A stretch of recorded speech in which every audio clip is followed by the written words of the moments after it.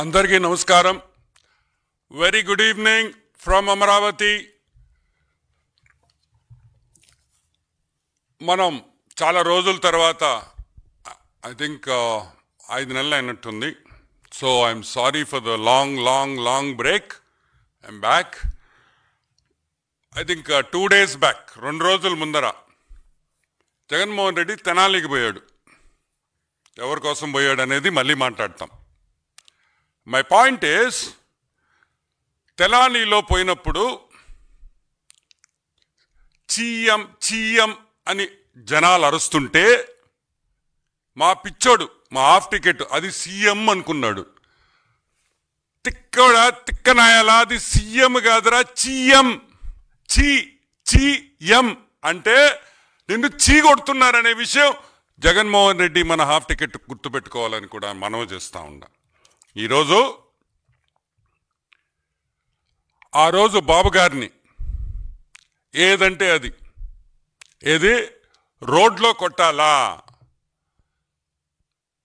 చంద్రబాబు గారిని రోడ్లో కొట్టాలా అనే మాట జగన్మోహన్ రెడ్డి నోట్లో నుంచి వచ్చింది. ఈరోజు నేను అడుగుతున్నా, చంద్రబాబు నాయుడు గారి మీద, సిబిఎన్ గారి మీద ఉండే కేసులు 24. ఆ 24 కేసుల్లో 22 కేసులు నువ్వే పెట్టావు. నువ్వో మీ తండ్రి గారు ఎవరో మీరిద్దరే పెట్టారు. దాంట్లో 2 కేసులు మామూలు కేసులు, మిగతా అన్నీ కావాలని పెట్టిన కేసులు అనే విషయం నీకు బాగా తెలుసు. ఏంది 22 కేసులు?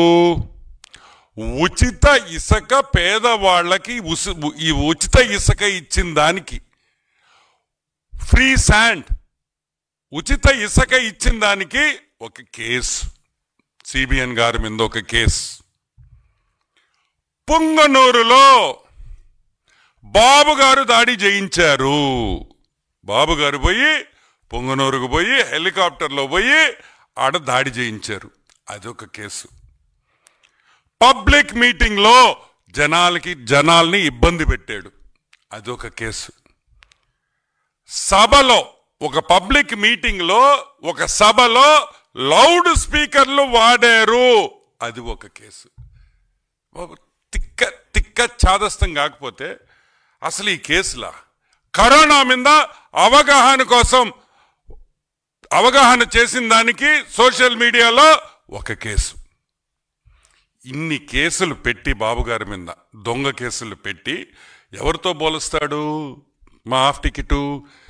పాయింట్ ఈస్, ఇక్కడ మీరందరూ అర్థం చేసుకోవాల్సింది ఏంటంటే, ఎవరితో పోల్చాడు సిబిఎన్ గారిని? తెనాలిలో 3 రౌడీ షీటర్లతో పోలుస్తాడు. 3 రౌడీ షీటర్లు, పిల్లకాయలు. ఎవరో వాళ్ళ 3 పిల్లకాయలు, చిన్న పిల్లలు అని ఈ తిక్కలోడు మాట్లాడతాడు జగన్మోహన్ రెడ్డి. ఒకడు 1 కేజీ గాంజాతో దొరికాడు.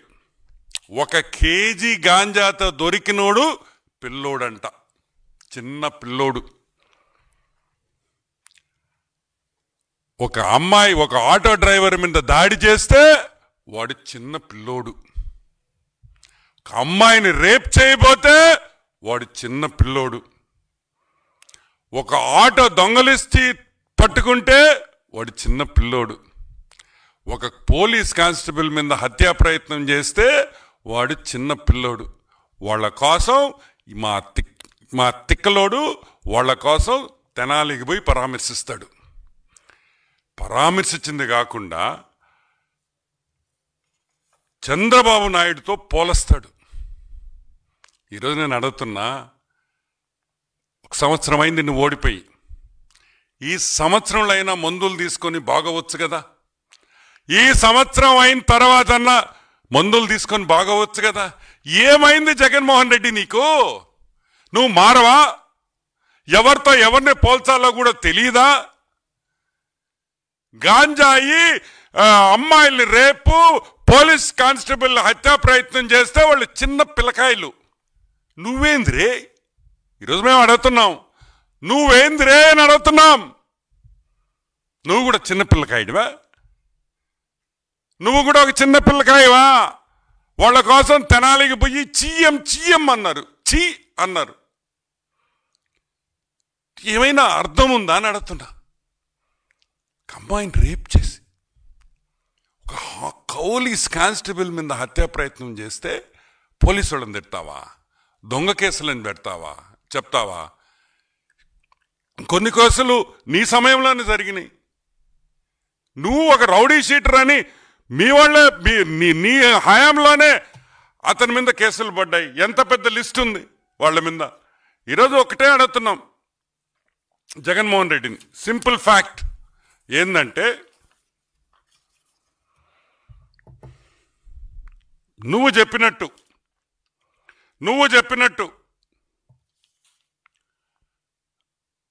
చంద్రబాబు నాయుడిని రోడ్లో ఈ కేసుల కోసం కొట్టాలంటే నిన్ను దేంతో కొట్టాలి అని అడుగుతున్నాం. ఈ రోజు నిన్ను దేంతో కొట్టాలి? చెప్పుతో కొట్టాలా? చెప్పుతో కొట్టాలా? ఎందుకంటే ముగ్గురు హీనుళ్ళు, ముగ్గురు రౌడీ షీటర్లు, రేపులు, గంజాయి కేసుల్లో ఇరుక్కున్న వాళ్ళతో పోల్చి చంద్రబాబు నాయుడిని వాళ్ళలాగా లేడని చెప్పి రోడ్డు మీద వచ్చి కొట్టమంటావా బాబు గారిని? ఈరోజు మేము అడుగుతున్నాం, నీ గురించి మాట్లాడతాం, వాళ్ళ గురించి పక్కన పెట్టు. 31 కేసులు ఉన్నాయి నీ మీద. ఈడీ కేసులు 7, సిబిఐ కేసులు 11. ఇప్పుడు నిన్ను దేంతో కొట్టాలి అని అడుగుతున్నాం. చెప్పుతో కొట్టాలా లేదా? నువ్వే చెప్పని అడుగుతున్నావు. సరే, 3,452 3,452 టైమ్స్ నువ్వు కోర్టు అడ్జర్న్మెంట్ తీసుకున్నావు, కోర్టులో వాయిదాలు తీసుకున్నావు. దానికి నిన్ను చెప్పుతో కొట్టాలా? అది ఒక వరల్డ్ రికార్డ్. 3,452 సార్లు కోర్టు కేసుల్లో వాయిదా తెచ్చుకున్న ఏకైక మగాడు హాఫ్ టికెట్. అది మగోడు కాదు, ఏకైక హాఫ్ టికెట్ జగన్మోహన్ రెడ్డి అని కూడా నేను మనవి చేస్తా ఉన్నా. సరే, పెద్ద పెద్ద లాయర్లు పెట్టుకున్నాం. Who is who of the legal industry? Harish Salve, Abhishek Sanghvi, Mukul Rohatgi, ఇటువంటి పెద్ద పెద్ద లాయర్లు పెట్టుకొని ఈరోజు నువ్వు జైల్లో నుంచి తప్పించుకొని కేసుల్లో ఈ రోజుకి కూడా ట్రయల్ చేయకుండా నువ్వు బయటపడుతున్నావంటే దేనివల్ల అని కూడా నేను మీకు ఎక్స్ప్లెయిన్ చేస్తా. ఒక్కొక్క లాయర్కి, నేను చెప్పిన పేర్లలో ఉండే లాయర్లు పెద్ద లాయర్లు అంటే సుప్రీంకోర్టు లాయర్లు, ఒక్కొక్కరికి 12 నుంచి 25 లక్షల వరకు ఫీజులు కట్టాలి. ఒక రోజుకి కాదు, ఒక గంటకి. ఒక రోజైనా ఒక గంటైనా ఒక్కసారి కోర్టుకు వస్తే ఒక సుప్రీంకోర్టు పెద్ద లాయర్ సుప్రీంకోర్టుకి నీ కేసు మీద వస్తే 12 నుంచి 25 కోట్ల వరకు, 25 లక్షల వరకు వాళ్ళ ఫీజు ఉంటాయి.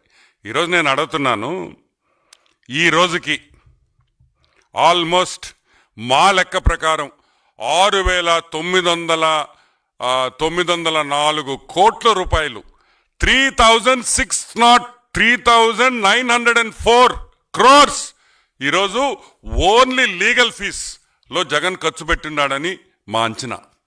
ఎందుకంటే ఈ రోజుకి ఈ కేసులు స్టార్ట్ అయ్యి 5,000 రోజులైంది.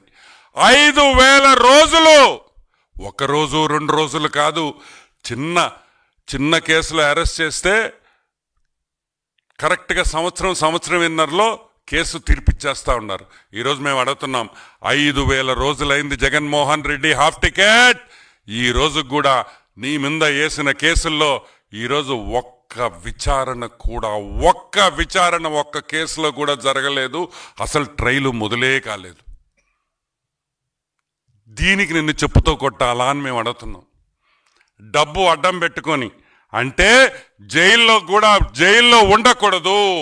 జైలు తప్పించుకోవాలంటే ఈరోజు జగన్మోహన్ రెడ్డి 1,39 లక్షలు ఒక రోజుకి ఖర్చు అవుతా ఉంది. ఆయన ఖర్చు పెట్టిన డబ్బులకి ఆయన ఇన్ని రోజులు బయట జైలుకి పోకుండా ట్రయల్ లేకుండా ఆపేడంటే రోజుకి 1,39,00,000. పొద్దున్నే నిద్ర లేయంగానే 1,39,00,000 పక్కన పెట్టాల జైలు బయట ఉండాలంటే. ఇప్పుడు చెప్పు జగన్మోహన్ రెడ్డి, నిన్ను చెప్పుతో కొట్టాలా లేదా? నిన్ను చెప్పుతో కొట్టాలా లేదా అని మేము అడుగుతున్నాం. సరే, 5,000 రోజులు అంటే ఈ కేసు జరిగింది ఎప్పుడు? ఆల్మోస్ట్ 2004 to 2009, 2004 నుంచి 2009లో ఈ కేసులు జరిగినాయి. ఈరోజు మేము అడుగుతున్నాం, ఆ రోజు సాక్షుల వయసు ఎంత? ఆ రోజు సాక్షుల వయసు యావరేజ్గా 50 నుంచి 55 ఏళ్ళు వేసుకుంటాం. ఈరోజు ఎంత? ఆల్మోస్ట్ 68 ఇయర్స్, 68 ఏళ్ళకి వచ్చేసారు సాక్షులు. ఏమి గుర్తుంటాయి 5,000 రోజుల తర్వాత అని అడుగుతున్నాం. సాక్షులు కొంతమంది చనిపోయారు అంటే నీ డబ్బు అడ్డం పెట్టుకొని నువ్వు తప్పు చేయకపోయి ఉంటే ఈ విధంగా నువ్వు ఇన్ని వాయిదాలు ఎందుకు వేసుకుంటావని ఈరోజు మేము ప్రశ్నిస్తున్నాం. నువ్వు బాబు గారి గురించి మాట్లాడతావా? నువ్వు నీతి నిజాయితీ గురించి మాట్లాడతావా? ఇన్ని కేసులు పెట్టుకొని ఇన్ని వేల కోట్లు నువ్వు ఖర్చు పెడుతూ చంద్రబాబు నాయుడిని రోడ్డు మీద కొట్టాలా? నిజంగా ఏమైనా అర్థం ఉందా అని కూడా మేము అడుగుతున్నాం. అదే కాదు, ఈరోజు వైసీపీ నాయకులు ఉన్నారు. ఈరోజు వైసీపీ నాయకులు ఉన్నారు. మొన్న 100 రోజుల కాల 150 రోజుల కాల ఈ కేసులై ఏం చెప్తున్నారు? గుర్తు లేదు, మాకు తెలియదు, మేము అక్కడ లేము, మేము మర్చిపోయాము, ఈ సాకులు చెప్పి బయటపడుతుంటే మరి 5,000 రోజులు ముందర ఉండే సాక్షులకి ఏమి గుర్తుంటుంది అని నేను అడుగుతున్నా. అంటే నువ్వు తప్పు చేసేవు కాబట్టి, నువ్వు చేసిన పాపాలు, నువ్వు సంపాదించిన డబ్బులు, అవినీతి సొమ్ముని ఈ కేసుల్లో నువ్వు సంపాదించావు కాబట్టే ఈరోజు 1,39,00,000 ఈరోజు నువ్వు రోజుకి ఖర్చు పెట్టుకొని జైల్లో బయట ఉంటున్నావు అని కూడా నేను మనవి చేస్తా ఉన్నా. ఒక నాయకుడు మీద మాట్లాడేటప్పుడు ఆలోచించుకొని మాట్లాడాలి. రోడ్డు మీదకి వస్తే చెప్పుతో కొట్టాలి. ఈరోజు నేను అడుగుతున్నా, అసలు నీకు సిగ్గుందా అని అడుగుతున్నా, కామన్ సెన్స్ ఉందా అని అడుగుతున్నా. అమ్మాయిల్ని రేప్ చేసిన వాళ్ళని, పోలీస్ స్టేషన్లో చంపిన వాళ్ళని, పోలీస్ కానిస్టేబుల్ మీద హత్యా ప్రయత్నం చేసిన వాళ్ళని నువ్వు పోయి పరామర్శిస్తావా? అంటే ఒక విద్యార్థి మీద హత్యా ప్రయత్నం చేస్తే నువ్వు పోయి పరామర్శిస్తావా? ఇదేనా మీ వైసీపీ కార్యకర్తల విలువ? ఇదేనా మీ పార్టీ నేర్పించిన విలువలు? మీ కార్యకర్తలకి మీరు నేర్పించిన విలువలు ఇవేనా? మళ్ళీ నువ్వు వాళ్ళని వెనకేసుకొని వస్తున్నావా? అంటే మిగతా వైసీపీ కార్యకర్తలు కూడా ఇదే విధంగా ఉండాలని నువ్వు సూచిస్తున్నావా అని అడుగుతున్నాం. ఇదే విధంగా ఉండండి అని మీ కార్యకర్తలకి చెప్తున్నావా? నేను అదే విధంగా ఉండా కాబట్టి మీరు అదే విధంగా ఉండండి అని నువ్వు చెప్తున్నావా? నువ్వు ఏం మెసేజ్ ఇస్తున్నావు వైసీపీ కార్యకర్తలకి?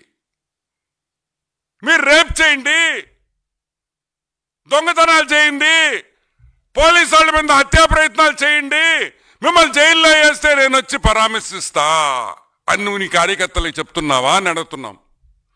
మళ్ళీ పోలీసు వాళ్ళ మీద విమర్శలు, వాళ్ళు తప్పు చేశారని. ఏం చేయాలా?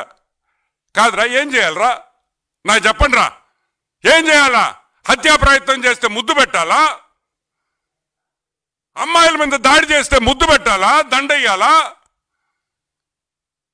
ఏం చేస్తారు పోలీసు వాళ్ళు?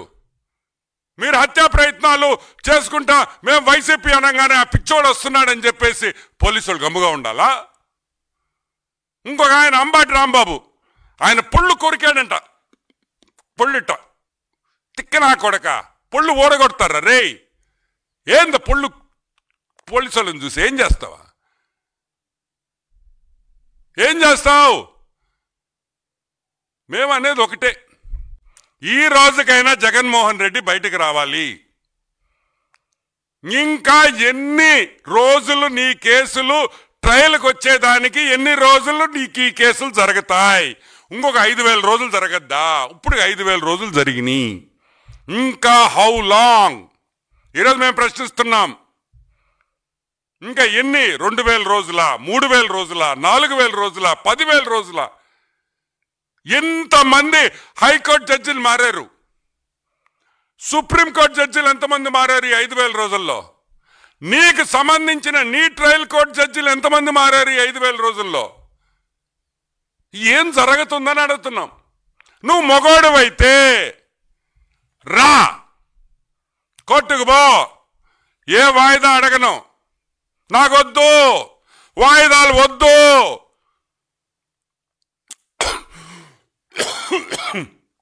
6 నెలల్లో నా కేసుకు తీర్పిండి అని అడుగు. కూటమి ప్రభుత్వం నీ వెనకుంటది ఈ విషయంలో. మేమందరం మిమ్మల్ని సపోర్ట్ చేస్తాం. నువ్వు మగాడువైతే రా, 6 నెలలు కోర్టులో తెలుసుకుంటాం. 6 నెలలు రోజు నేను కోర్టుకు వస్తా.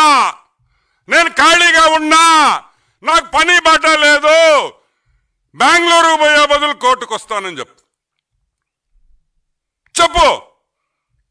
నాకు ఇంక కేసులు వద్దు, అటో ఇటో తేల్చండి అని చెప్పే దమ్ము, ధైర్యం నీకు కానీ ఆ కేసులో ఇన్వాల్వ్ అయిన ఎదవలకు అందరికీ ఎవరికైనా ఉందా అని నేను ప్రశ్నిస్తున్నా. లేదే, రారే, భయము. మళ్ళీ మీరు మా గురించి మాట్లాడతారు, మళ్ళీ మమ్మల్ని తిడతా ఉంటారు. కానీ మేమింటా కూర్చోవాలా? నో.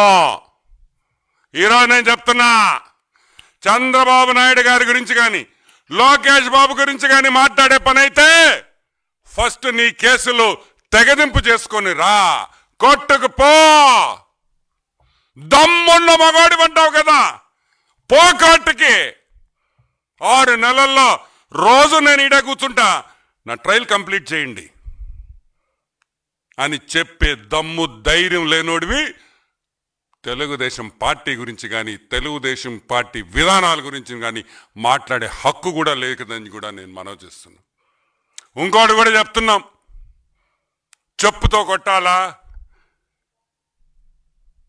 డెఫినెట్గా కొట్టాలి. నేను ఎందుకు కొట్టాలంటే, నువ్వు చేసిన తప్పులకి, నువ్వు చేసిన దొంగతనాలకి శిక్ష పడకుండా తప్పించుకుంటున్నావు కాబట్టి, నువ్వు ఒక ద్రోహివి కాబట్టి, నువ్వు ఒక దొంగవ కాబట్టి. నీతో పాటు మంచోళ్ళు ఉంటారా? ఎట్లుంటారు? నీ సీఎంఓ, నువ్వు సీఎంగా ఉన్నప్పుడు సీఎంఓలో ఉండే వాళ్ళందరూ దొంగలే, నీ మంత్రులందరూ దొంగలే,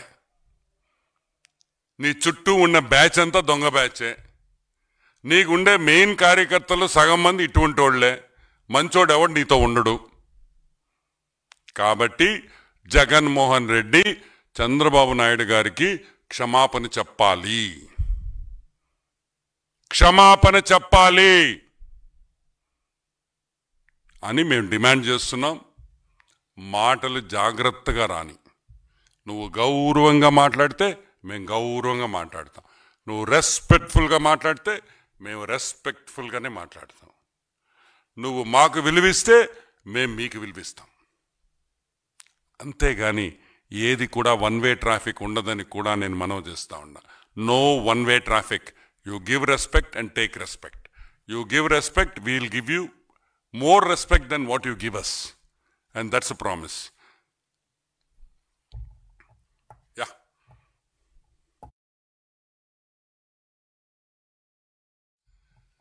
Any questions?